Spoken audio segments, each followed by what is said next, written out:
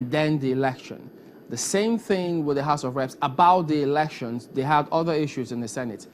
Do you agree with those who think all of those other issues notwithstanding, the key issue for the National Assembly will be the elections?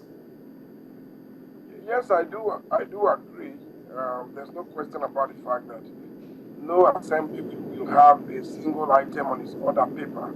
So it's expected that other key issues will, of course, appear on the order paper of both houses. But I think the government of today is, of course, the national elections, because the elections go to the fundamentals of our national sovereignty. So at this point in time, nothing can be supreme other than the nation. And the only way the nation can validate its democracy is to be seen to have settled on a free, credible, and transparent elections. That, of course, will bring about stability, direct foreign investments, security, and all the other guarantees that normally go with the successful implementation of an electoral contest. This part is not listed on the order paper because before the House and the Senate reconvened today, there was this talk about possible bill or motion to seek a further extension, and many members were already speaking up against it, saying, yes, we have received calls from some members who didn't want to be named, but when it comes to the floor of the Senate or the House of Reps now, that they will ensure that they do everything to prevent it. Is it possible that this kind of discussion pops up, even though not listed on the order paper? To bring such a discussion at this point, unless, of course, you are bringing it on the side of public opinion, where we know that by the rules of the House, very often matters are raised as matters of urgent public interest, but we must appreciate something. For a matter to be of urgent public interest, it will only stand the test of time if it is likely to pander towards the majority of the Nigerian wishes. Otherwise, if you were to raise a matter of public, urgent public interest in a manner that suggests that you are trying to table before the Parliament of the Nigerian people a matter that was extremely and grossly unpopular, of course, you will be carrying a dead baby. Your colleagues will shout at you, and most invariably, from my experience in Parliament, it will die a natural death. Well, looking through the speech of the Speaker while he was welcoming members, he did say, while he was speaking about the elections, quote, the preponderance of opinion is that the postponement was ill-timed, the blame on security concerns notwithstanding. So, could this thinking permeate the House of Representatives about the reasons why the elections were shifted? Well, clearly speaking, you would imagine that a lot of members, including many who I have personally spoken to, share that opinion, largely because there have been precedents all over the world where nations have been engaged in some levels of insecurity, probably higher levels of insecurity than we are experiencing in this country. And such nations have successfully conducted elections. And do not forget, there have been a joinder of issues as to what really was the real motive for the postponement. If you recall that in the Chatham House discussion, the NSA is clearly quoted as having said that the postponement was necessary in order to enhance the distribution of seats. And then, of course, when the umpire, the commission itself, was briefing the nation, it answered its argument on the fact that those charged with the provision of security, the provision of security. So, to continue with that process,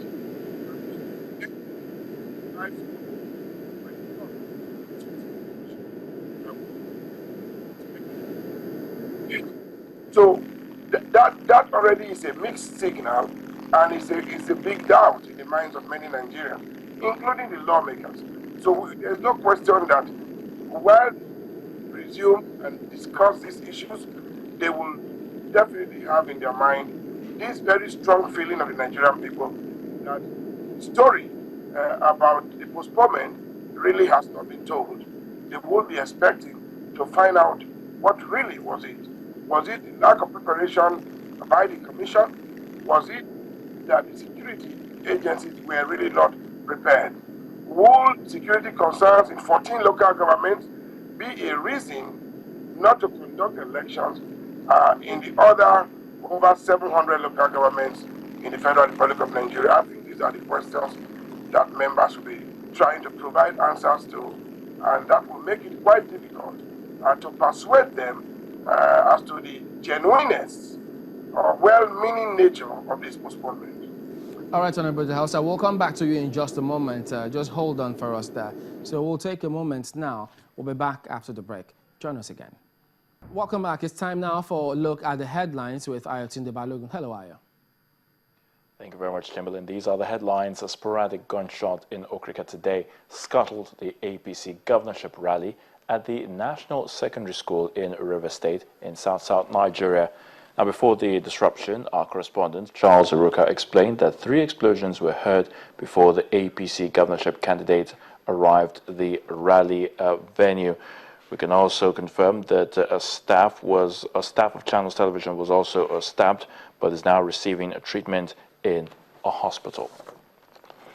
A gun battle between security forces and suspected members of the Boko Haram sect at a military checkpoint in Biu in Borno State has left 37 people dead. Eyewitnesses told Channels Television that suspected members of the Boko Haram insurgents from Miringa area in an attempt to smuggle IEDs or improvised explosive devices into Biu town were trapped at the checkpoint. In an attempt to break through the barrier, the insurgents then engaged the security forces in a gun battle and eventually detonated the explosive devices.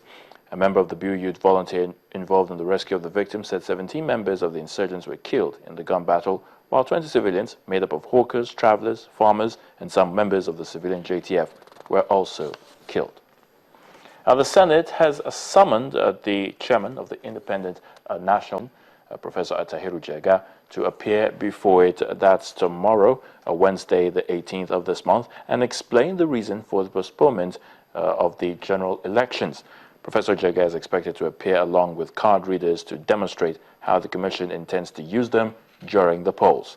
At the resumption of plenary today, Senate President David Mark also warned that an interim national government is unconstitutional, and those clamoring for it are embarking on an exercise in futility.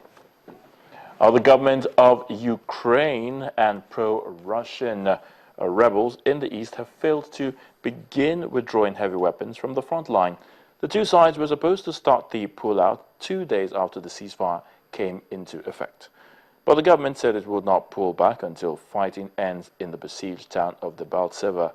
In the meantime, the leaders of Germany, Ukraine and Russia discussed the crisis in an overnight phone call.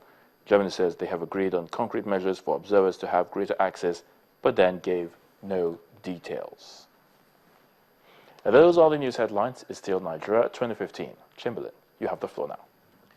Well, thank you, Aya. We have our correspondents who are standing by to bring us up to speed concerning what's happening where they are. We'll be starting off now with Linda Hibe, who is in Abuja. She is reporting from the Senate. The National Assembly today resumed plenary after a few weeks' recess to allow federal lawmakers prepare for the elections. Now, going by the calculations of the National Assembly, lawmakers were scheduled to resume plenary after the presidential and National Assembly elections earlier slated for February 14th. With the postponement of the general elections, the Senate resumed plenary as scheduled, but lawmakers are demanding an explanation from INEC on why the elections were postponed. The Senate summoned INEC Chairman Professor Atahiru Jega to appear before it tomorrow, Wednesday, and explain the reason for the postponement of the general elections. In addition, the Senate wants the INEC Chairman to come with card readers to demonstrate how it will be used on Election Day. But some lawmakers from the APC insisted that the service chiefs, not the INEC Chairman, should appear before the Senate to explain why the elections were postponed. So it will be interesting to see how all this would play out tomorrow in the Senate. That's all from Abuja. Back to you in Lagos. Well, thank you, Linda. Well, let me get back to Honorable West Idahosa, who is a former member of the House of Reps. He joins us from our studios in Abuja via Skype. Thank you for staying on. Well, you know, you spoke about the story of the postponement has not been told, and so they will expect the chairman of the commission to speak about that. But then one wonders, that suggests a tendency for members to hang on to why the elections were postponed, as opposed to, perhaps it could be wrong, as opposed to saying, okay, that has happened, let's put it behind us. What is the way forward? Well, naturally, it is one of the duties of Parliament to examine government policies, identify reasons for policy failures, expose inefficiency or corruption, as the case may be. So if you have a situation where a country as big as Nigeria has had to postpone its presidential elections after preparing for well over a year for that, every responsible parliament would like to do a postmortem in order to avoid a repetition of that, particularly with the rumor mills very strong about other possibilities as far as the election dates are concerned. So I think that one of the very critical jobs of the Parliament is to scrutinize the reasons and then ensure that by resolution of the Parliament, that the government is pinned down to two things. One, to give a guarantee that there will be no repetition of such failure, and then two, to ensure compliance with the resolution of Parliament. So either way, you cannot but expect the responsible Parliament to look at this matter critically, and I think they are doing the right thing at the moment. Okay, again, looking through the welcome address of the Speaker and some of the words that were used there, in this other paragraph, he says, the singular act has inflicted an indelible dent on the integrity of the 2015 elections and indeed the country's entire election process. He goes on to say that the government owes Nigerians a duty to make deliberate and honest efforts to restore public confidence in the process and in its commitment to free, fair, peaceful, and transparent polls. So if he says that the entire process, the integrity has been eroded, doesn't that suggest that, I mean, people say the elections haven't even held yet. The postponement is still within the law, within the, what was required of the law. So not exactly out of place. No law has been violated. So will this phrase or the words used here not go down strongly with some other people as having misinterpreted the circumstance or taken a stand already? Well, I think the election cannot be viewed as an isolated incident. The processes leading to the election are as critical as the election itself and then the post-election events. So I think the Speaker's comments may have been directly connected with the processes leading to the election. For example, there have been conflicting reasons given for the postponement, and whether we like it or not, the postponement has brought about some level of negativity, both within the country and outside of the country. Within the country, there are many who are wondering, why is this postponement? What is happening? Is this a plot to prevent people from voting? Is this a plot to state manage the election of a particular candidate? So a lot of questions are being asked, and these questions, they indeed cast doubt in the minds of many Nigerians, and that's not good enough for the process. Then outside of the country, people are a bit worried about whether to continue to invest in the country. You can see that there has been a slowdown in direct foreign investment into the country. Traders will tell you that their supply and credit lines have been suspended at the moment, and a lot is happening, and all of these have indeed questioned the rationale for that postponement. So I think that the Speaker was trying to send a strong warning to let the umpires know that, look, we have had enough. What has happened now has dented the image of the country, has given the country some black eye. We would want a repeat of that. Your new election dates should be sacrosanct, and there should be no reason whatsoever not to take the second chance. Yeah, but Honorable Dahosa, if they say it has dented the integrity of the country, this is not the first time that this INEC has postponed elections. The last time out, everybody waited, went out to vote, only for us to get there, and the election was not going to happen. It was then postponed by 2 weeks. So what if that had happened again this time? Well, don't forget that the circumstances of the previous election in 2011 are quite different.